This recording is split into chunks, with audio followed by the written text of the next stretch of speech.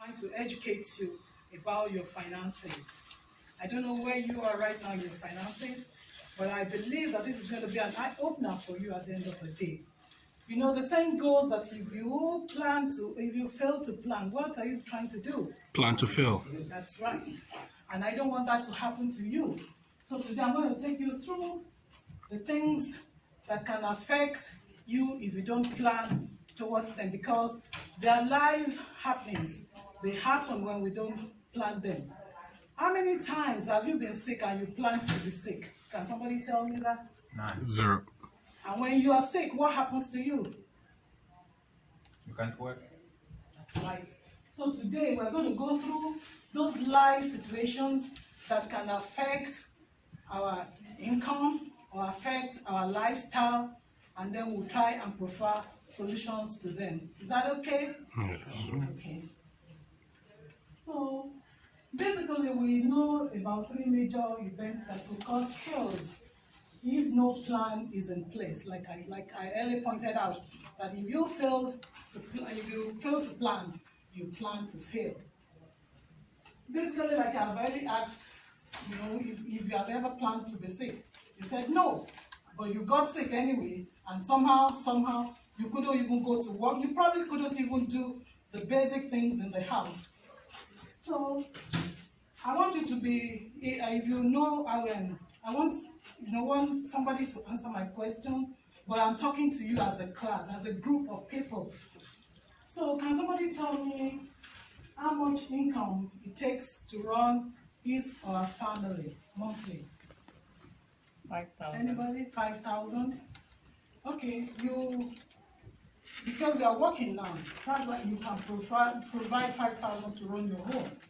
But do you have a plan in place to replace that income if anything happens to you today? Like if you got sick, is there a way you can replace that income? Okay, so that's what I'm going to put to you today. The American Heart Association statistics have shown us that 1 out of 3 people in this America would suffer cancer. Could be cancer of the lungs, of the rectum, of anything. You all are aware of that. And for women, you know, the breast. And then we have that 1 of 4 would suffer stroke every 40 seconds. It happens. This is the statistics. I didn't write them. It's there. So if you Google it, that means it's in the public glare. And then we have 1 out of 5 people suffer heart attacks. You know, heart attack is very common now. You can be going, and then your heart rate is going down. Somebody falls down. They are calling the ambulance. And if you don't have anything in place for such things, what happens? You will not have an income, and then you suffer. Your lifestyle goes down. Your family, you may not even have a house over your head again, or a lot of things will go wrong. And that is why we have your income protection scheme. That's what I'm trying to, for you to have a lifestyle. If you happen to suffer any of these sicknesses, we have what we call your income protection plan. And what your income protection plan does is to give you a TLB.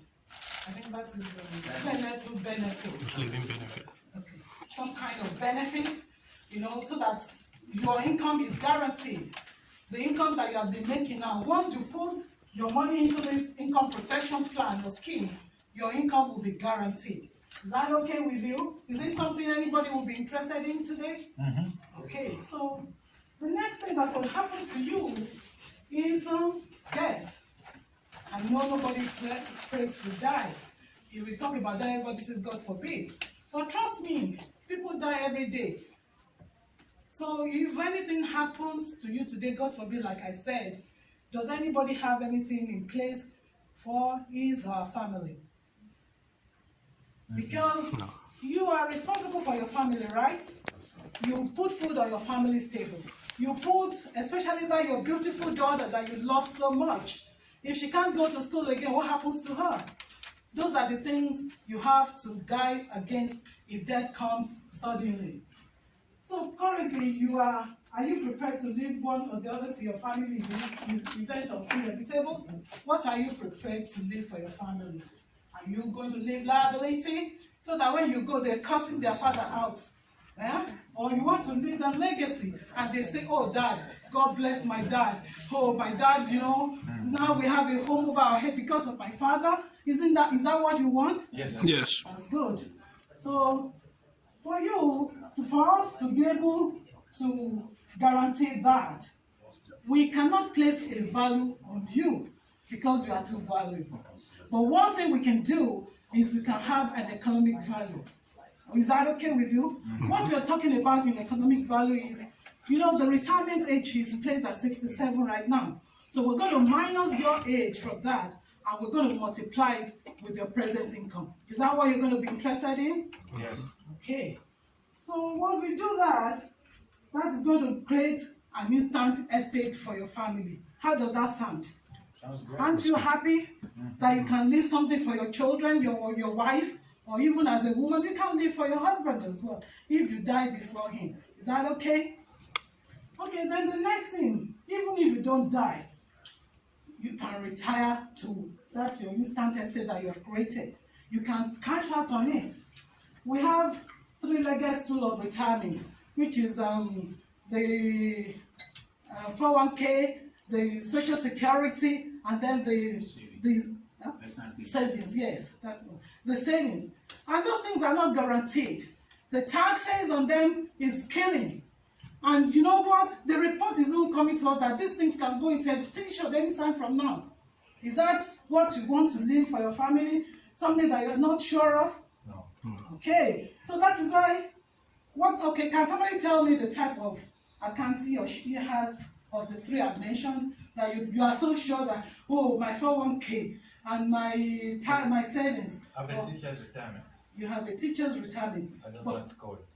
Teacher's retirement. Okay, but do you know that if you cash out on that or anytime, do you know how much taxes you're going to pay on those things?